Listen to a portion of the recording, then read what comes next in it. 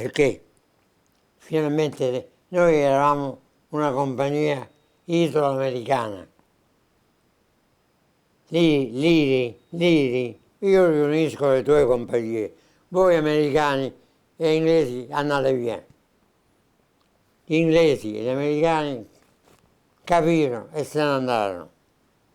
E allora Liri fece una sola compagnia. Allora la lotta fra la LAI e l'Alitalia. C'è stata una lotta probabilmente anche politica in Alitalia, in Italia quando c'erano le due compagnie aeree. C'era anche la rivalità fra chi doveva comandare mettendosi insieme. E naturalmente c'era Velani da una parte che era dell'Alitalia e Gallo che era per la LAI. Come management, l'Alitalia aveva tutti i migliori. Noi, LAI, tutta gente improvvisata.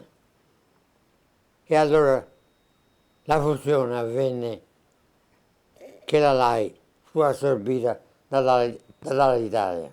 Degli eventi purtroppo anche negativi hanno dato all'Alitalia degli attu più importanti, parlo degli incidenti aerei che sono avvenuti alla LAI purtroppo, e quindi ha dato ancora di più lo slancio a Velani di essere, diciamo, di uscire vincitori in questa rivalità ed essere lui il capo della compagnia Alitalia che si veniva formando.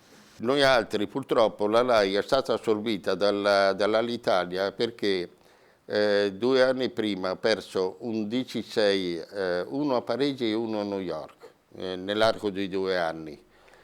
E i signori dell'Alitalia, vale a dire il direttore era Velani, il presidente Carandini, ma soprattutto il genovese, il Valletta, 3 persone molto furbe, astute, che sono riusciti, loro che erano in passivo, a assorbire la LAI che era in attivo. È la verità.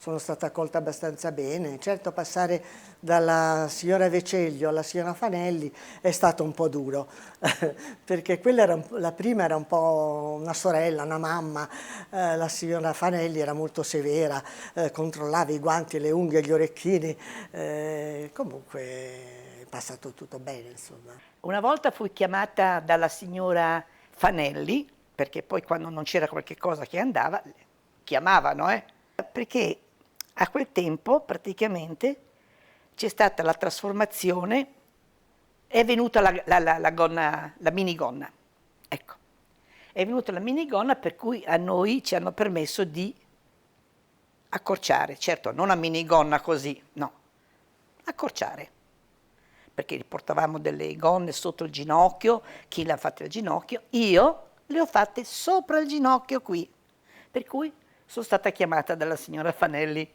la quale mi disse: signorina Giardini, non le pare che le sue gonne siano un po' troppo corte? E io ho detto no, perché non è proprio minigonna, è sopra il ginocchio. Poi io ho anche un ginocchio molto ossuto, per cui occupa anche molto spazio. Mi fa: ah no, deve tirarla giù almeno. Allora gli ho detto a un certo momento, perché a me non piacevano le gonne lunghe, era di moda. Allora gli ho detto: senta signora Fanelli, facciamo una cosa, un dito per lei e un dito per me. Quindi io l'allungo di un dito, ma non di 2, va bene? Facciamo un dito per lei e un dito per me. E allora se ne si è messa a ridere e me ne sono andata. E ho allungato le gonne di un dito.